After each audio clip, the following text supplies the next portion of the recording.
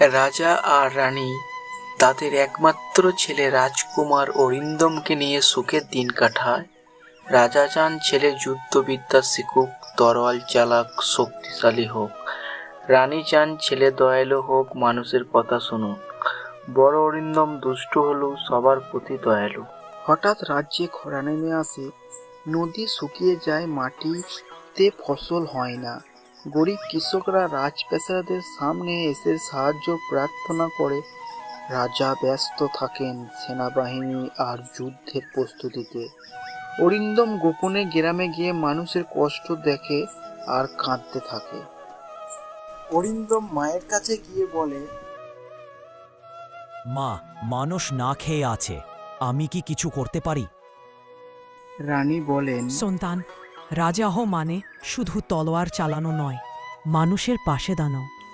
অরিন্দম সাহস করে ভান্ডার খুলে শস্য, জল ও ওষুধ গ্রামে পাঠায়। গ্রামবাসী খুশি হয়ে তাদের আশীর্বাদ করে। মহারাজ অরিন্দমের জয় হোক। জয় জয় মহারাজ। এই রাজকুমার একদিন মহারাজা হবে। জয় জয় মহারাজ। মহারাজ অরিন্দমের জয় হোক। জয় জয় মহারাজ। খবর পৌঁছে যায় রাজার কানে। রাজা প্রথম খুব রেগে যান। আমার অনুমতি ছাড়া ভান্ডার খোলা হলো কিভাবে? সবাই রাজকুমার মাথা নিচু করে দাঁড়ায়। ঠিক তখনই গ্রামের মানুষ একজন রাজকুমারের প্রশংসা করেন। মহারাজ, আপনার ছেলে আমাদের বাঁচিয়েছে, আমরা তার কাছে কৃতজ্ঞ। রাজা নীরব হয়ে যান। তারপর মুচকি হেসে অরিন্দমকে বলেন, তুই শুধু আমার ছেলে নোস, তুই পুরো রাজ্যের ছেলে। রানী চোখের জল নিয়ে আশীর্বাদ করেন। বড় হতে অরিন্দম দয়া আর ন্যায় দিয়ে রাজ্য শাসন করে। যে রাজকুমার মানুষের অশ্রু মুছে দেয়, সেই প্রকৃত রাজা। মহারাজ অরিন্দমের জয় হোক। মহারাজ রাজা শিকার থেকে ফিরে আসেন। রানী অরিন্দমের পাশে বসেন। রাজা শান্তিপূর্বক, তবে দূর দিগান্ত কালো মেঘ।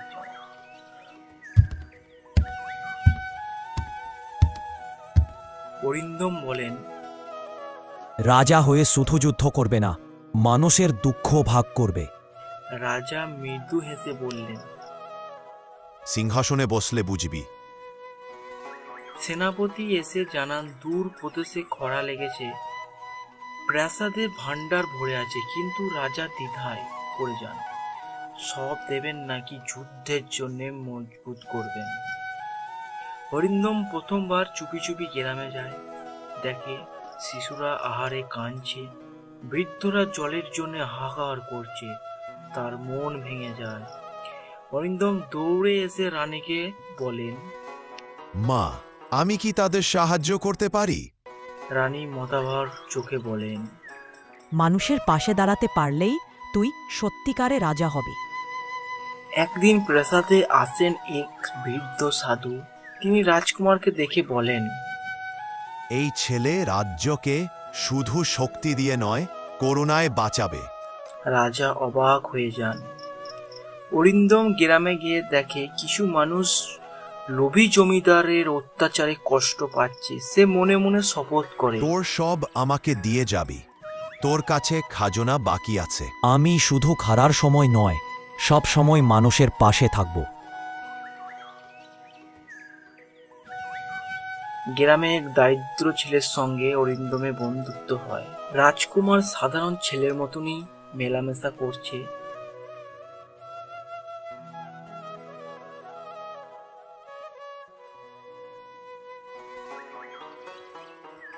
রানী খুশি, কিন্তু রাজা চিন্তিত। রাজকুমার কি খুব নরম হয়ে যাচ্ছে? রাজা, এক মন্ত্রী রাজকুমারের জনপ্রিয়তা ভয় পায়। সে রাজার কানে লাগায়, রাজকুমার সাধারণ মানুষের সঙ্গে মেলামেশা করেছে, রাজ্য চালাতে পারবে তো? রাজা দোটানায় পড়ে যায়। হঠাৎ পাশের রাজ্যের আক্রমণের হুমকি দেয়। রাজা সেনা প্রস্তুতি করেন। রাজকুমার অরিন্দম যুদ্ধে যেতে চায়। রানী চোখ জল নিয়ে বলে, সাহস নিয়ে যা, কিন্তু মনে রাখিস শত্রুকেও মানুষ হিসেবে দেখতে হবে। পাশের রাজ্য থেকে দূত আসে। তারা হুমকি দিয়ে যায়, যদি ভান্ডার আমাদেরকে না দেওয়া হয় যুদ্ধ হবেই। রাজা প্রস্তুতি শুরু করেন। অরিন্দম রাজার কাছে বলে, বাবা, যুদ্ধ না করে যদি শান্তির পথ খুঁজি। রাজা রাগে বলে, শান্তি দুর্বলদের জন্য। রাজকুমার গিয়ে সৈন্যদের সঙ্গে বসে কথা বলে। সৈন্যরা বলে, আমরা যুদ্ধ চাই না, আমরা শুধু পরিবারকে বাঁচাতে চাই। অরিন্দম মন আরো নরম হয়ে যায়। রানী মন্দিরে বসে প্রার্থনা করে, আমার ছেলে যেন যুদ্ধের মধ্যেও বয়া ভুলে না যায়। শত্রুরা সীমান্তে এসে আক্রমণ করে। অরিন্দম প্রথমবার তলোয়ার হাতে যুদ্ধ নামে। রাজকুমার অসাধারণ সাহস দেখায়। শত্রু সেনারা হারে মানে, কিন্তু রাজা রাজপুত্রে আহত হয়ে মাটিতে পড়ে। অরিন্দম শত্রু রাজার পুত্রকে হত্যা না করে নিজের প্রাসাদে আনে। সবাই অবাক। শত্রু রাজা এসে বলে, যে আমার ছেলেকে বাঁচালো তার সঙ্গে আমি যুদ্ধ করব না। যুদ্ধ শেষ হয় শান্তিতে। রাজ্যে সেই মন্ত্রী গোপন ভাবে, যদি রাজকুমার শান্তি আনে তবে একদিন সেই রাজা হবে, আমি হব না কিছু।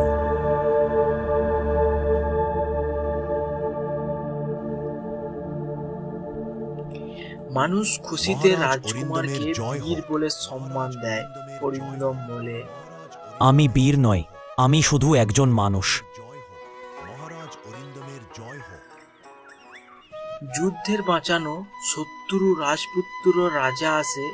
সে অরিন্দমকে ভাই বলে ডাকে। দুই রাজ্যের মধ্যে বন্ধুত্ব গড়ে ওঠে। শত্রু রাজপুত্রের সঙ্গে তার আসে তার ছোট্ট বোন সুন্দরী রাজকুমারী।